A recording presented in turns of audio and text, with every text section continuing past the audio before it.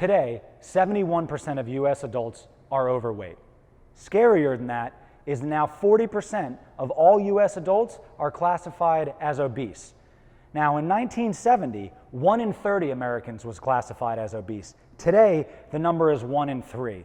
And perhaps the scariest stat is that now 1 in 5 of our children is classified as obese. And during that same period of time, physical activity has actually gone up. So it begs the question, what gives, bruh? Well, the reality is that we are consuming too much crap. No, I don't mean that type of crap. I meant like crap, the acronym, calorie-rich and processed foods. We are simply over-consuming too much fast food, junk food, sugary beverages, and animal products. So what does one do amidst all of this horror? Well, let's start by talking about a few things that you should limit, if not totally remove, from your diet. The first thing to avoid like the plague is added sugar. No, I don't mean any less fruit. The sugar in fruit is attached to fiber. That fiber ensures that we don't have any spikes on our insulin levels, so load it up, fruit cup. The math on sugar is simple, folks, and you don't even need to break your abacus out to do it.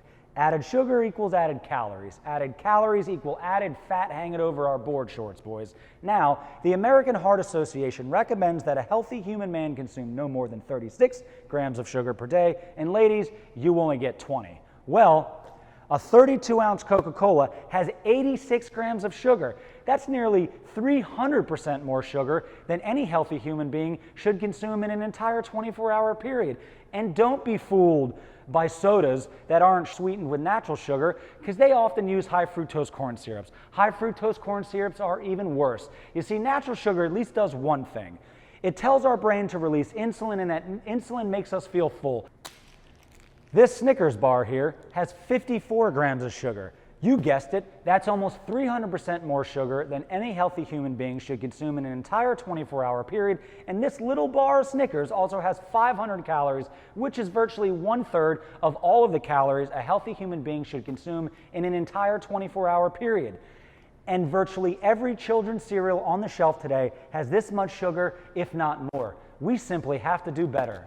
The #1 killer in the world today is heart disease. The leading cause of heart disease is LDL cholesterol, which is only found in trans fats, and trans fats are only found in processed foods, meat, and dairy. The second leading contributor to heart disease in the world today is saturated fats. Saturated fats found mainly in processed food and animal products, and the third leading contributing factor to heart disease in the world today is sodium. Now, don't go getting all salty on me, I'm just sharing the facts. Now, the American Heart Association recommends that we adhere to the following: no more than 1,500 calories per day, 1,500 milligrams of sodium per day or less, and between 44 and 78 grams of fat. Well, in this bag, I've got a bacon cheeseburger, a large fry, and a Coca-Cola, which I've already tossed in the garbage.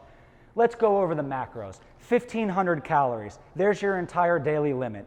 2,000 milligrams of sodium, I almost had a heart attack saying that. That is 500 more milligrams of sodium than any healthy human being should consume in an entire day. And the cherry on top, 60 grams of fat, which is all of the fat a healthy human being should consume in an entire 24-hour period. So now that we've cleared so much room in our bellies, we wouldn't be American if we didn't begin to fill in the gaps. So now let's talk about a few foods that you should consider eating a little bit more of, starting with broccoli, cauliflower, aka cruciferous gang. And we got a whole lot of gang around here. Cruciferous vegetables are high in vitamin C, vitamin K, potassium, folate, iron, magnesium, and manganese. They are a great source of fiber, full of great plant protein, proven to prevent lymphoma, helps boost our liver detox enzymes, which is especially important for all of you pounding your kidneys at the bar every day, proven to help prevent breast cancer in women, and helps prevent the onset of prostate cancer, fellas,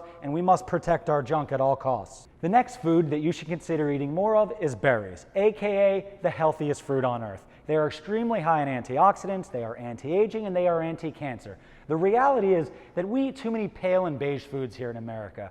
We eat too much white flour, white sugar, white bread, white pasta, white rice, when often the healthiest foods are the brightest in color. Bright colors equal loads of antioxidants. Now here are some fun food facts.